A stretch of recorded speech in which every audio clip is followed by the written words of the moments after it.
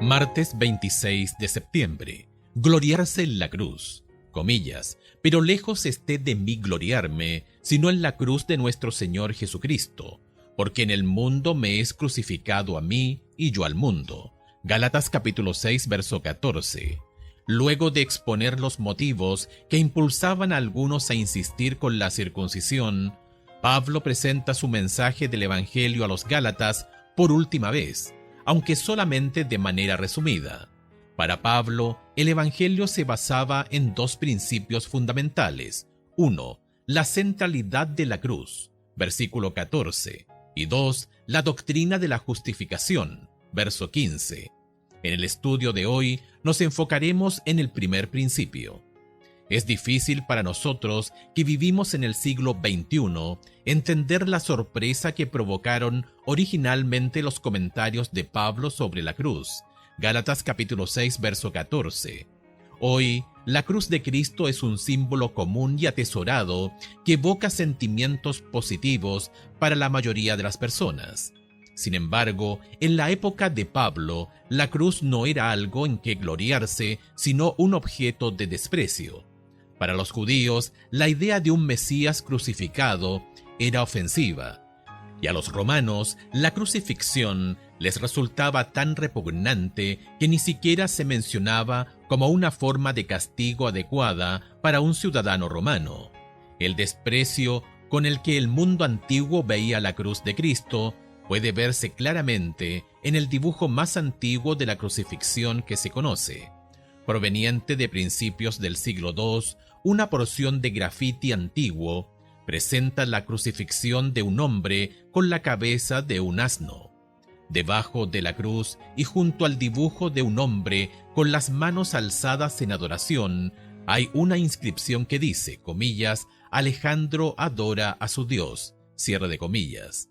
El significado es claro. La cruz de Cristo era considerada ridícula.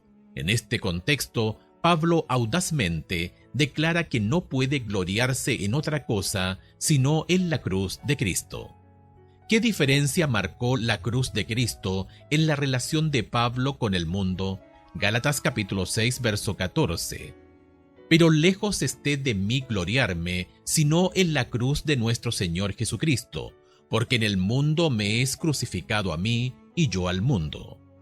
Romanos capítulo 6, versos 1 al 6. ¿Qué pues diremos? ¿Perseveraremos en el pecado para que la gracia abunde? En ninguna manera, porque los que hemos muerto al pecado, ¿cómo viviremos aún en él?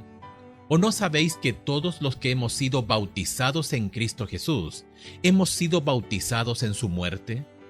Porque somos sepultados juntamente con él para muerte por el bautismo, a fin de que como Cristo resucitó de los muertos por la gloria del Padre, así también nosotros andemos en vida nueva.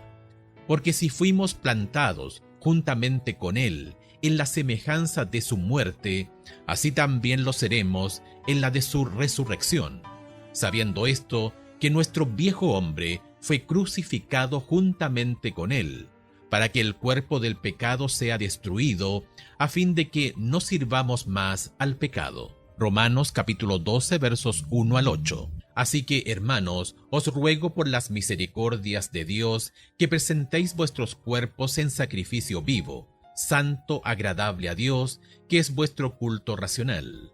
No os conforméis a este siglo, sino transformaos por medio de la renovación de vuestro entendimiento, para que comprobéis cuál sea la buena voluntad de Dios, agradable y perfecta.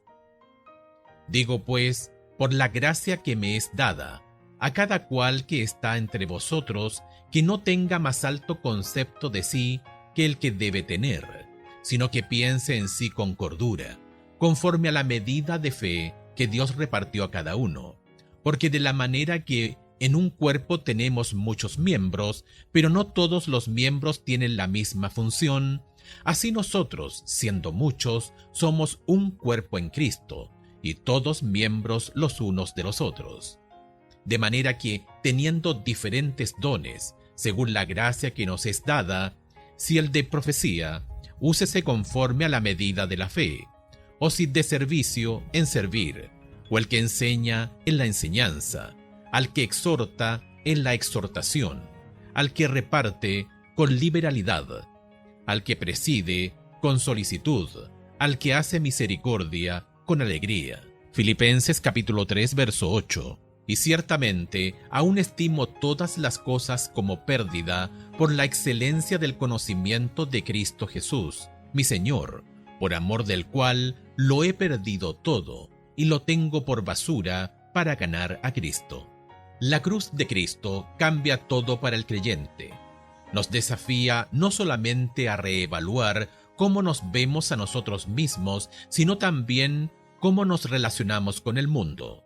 El mundo, entre paréntesis, este siglo presente e impío y todo lo que conlleva, Primera de Juan capítulo 2, verso 16, se opone a Dios.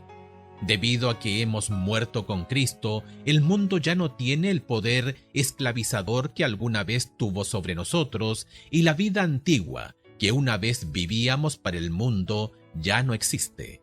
Siguiendo la analogía de Pablo, el quiebre entre el creyente y el mundo debería ser como si ambos hubieran muerto el uno para el otro. ¿Qué hizo la cruz para afectar tu relación con el mundo? ¿Qué diferencia marcó en tu vida? ¿Cuán distinto vives ahora de lo que vivías antes de entregarte al Señor, quien murió por ti?